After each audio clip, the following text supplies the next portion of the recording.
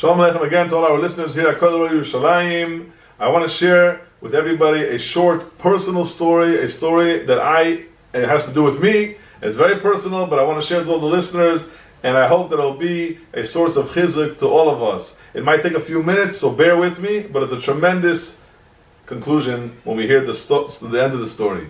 So one of our followers, one of our listeners, he contacted me and he told me that he really appreciates some of the Divrei Torah and some of the chizuk and the stories that we say over and we send out.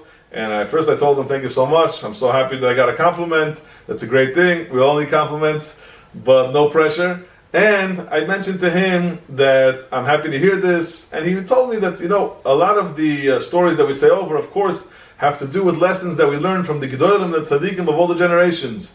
And he mentioned to me that it's great and it's wonderful, but I'm not a big gadol, I'm not a tzaddik, I'm a regular person, and therefore sometimes it's hard for me to relate when you talk about somebody who he learned 100 hours in one setting, and he did this, and he did this for Klal Yisrael. Those are very nice, but not every person who is involved in their day-to-day life has that type of involvement, and therefore it's hard to always take out chizuk from these things. He asked me if it's possible, if you have any stories, or if you have any personal experience that you can share with somebody about regular people, our type of people, regular, simple people like ourselves, then that might give us some chizuk, and we'll be able to take something out from it. I told him, Blina, I'm going to try my best.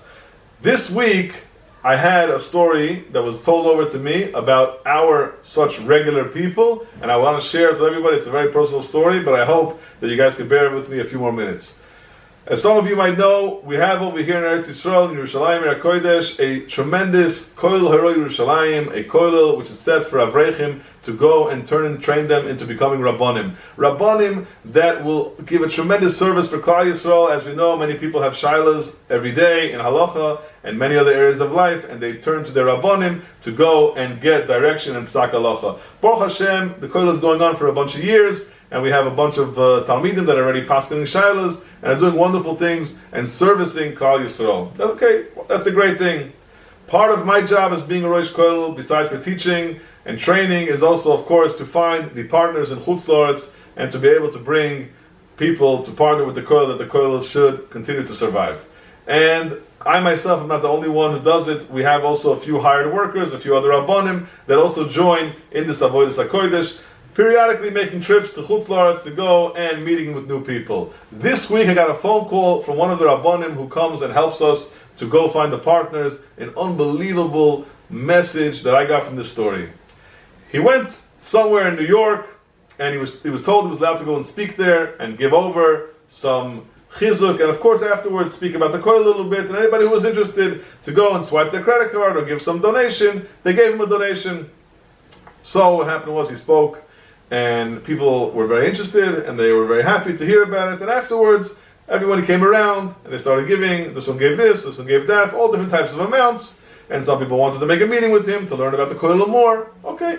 Then came an older, elderly person came, started inching himself up to this Rav, my friend, and he told him, he says, there's so many koilim, there's so many people doing these things. What's going on? How much are you going to go and do this stuff of sitting around and sitting and learning? I believe that a person should also give his time for Klal Yisrael. And right away, my friend told him, you should know you're 100% right. Everybody should try to do something for Klal Yisrael. But our koil happens to be that that's what we're famous for. We train the people to come and become Rabbanim, and they end up passing shilas for Klal Yisrael. That's a tremendous service for Klal Yisrael, to become a Rav for Yidden. Unbelievable thing. So he listened, but he gave him a hard time. He embarrassed him a little bit, because other people were listening, and he gave him a hard time. Before he was about to walk away, he told him, who's anyways the Rav? Who's the Rosh Koil of this place? He said, his name is Rabbi Yaakov Skoczylas. And he was about to turn away, and he said, excuse me? He said, Skoczylas? You mean Dr. Skoczylas? And he told him, yeah, it happens to be Dr. Skoczylas, Zecher Tzadik Levrocha. He has a son, his name is Rabbi Yaakov, and he's the Rosh Koil. This koil was opened up Lilu Nishmosoi. He said, one second. He said, Dr. Skoczylas, I want to tell you what he did. He came over to me when someone told him that I had a big business and I went bankrupt.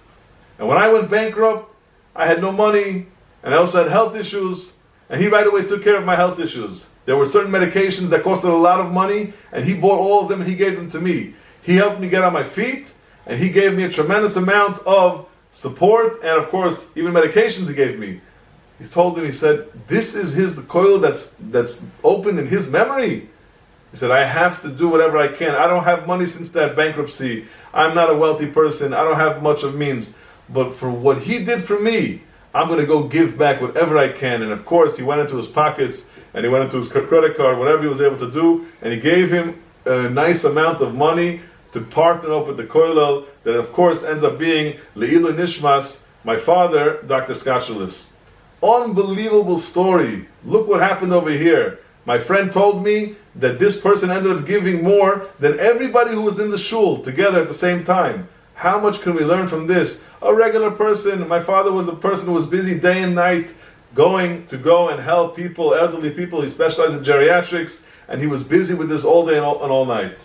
And he went and he did this, and he had in mind to go and do a good deed for another yid, to go and do a chesed for another yid. And little did he know that a bunch of years later, it was going to come back a donation that was going to support Torah learning, that was there specifically le'ilui nishmosoi. How important it is for us to take advantage of the opportunities that we have in this world. We don't even know what type of palaces we will build ourselves in the next world. The main thing is we have to continue to try to do as much chesed as we can. That's what we can do. Us simple people, we can do as much chesed as we can. We can do it quietly, or we can do it loud, whatever the case may be. But the main thing is doing for Klal Yisrael. That's what we do at the Koil HaRoi Yerushalayim. And Baruch Hashem, you see that my father caused us to bring somebody back who didn't want to be a partner at all. And now, he said, only a korosai toiv I have for somebody who gave up so much of his nefesh, Mesiras nefesh, for me to be healthy and to be standing on my feet. Thank you all for listening. I hope you all got chizuk,